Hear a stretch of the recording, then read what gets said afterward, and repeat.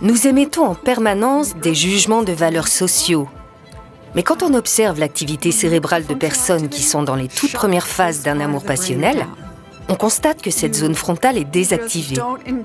Face à la personne aimée, le jugement social est court-circuité. Nous sommes d'ailleurs en général assez peu attirés par des personnes qui sont proches de nous génétiquement. Il s'agit là d'un phénomène probablement très puissant dans l'évolution, puisqu'il nous conduit à chercher des partenaires extérieurs à notre groupe. Quand je rencontre quelqu'un, je vais percevoir beaucoup de choses de cette personne.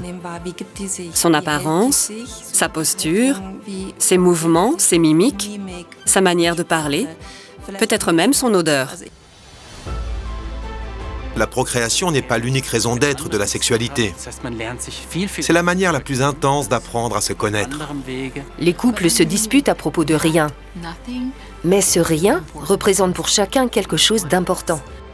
Ces 4 cavaliers de l'Apocalypse sont les tueurs du couple. Quand on en repère ne serait-ce qu'un seul, on sait que le couple est gravement menacé et qu'il faut intervenir. Le plus destructeur des 4, c'est le mépris. On a tendance à considérer l'amour comme une expérience essentiellement passive. On pense qu'il s'en va comme il est apparu, malgré nous. C'est très immature et irresponsable. Pour qu'une relation fonctionne, il faut comprendre comment fonctionne l'amour.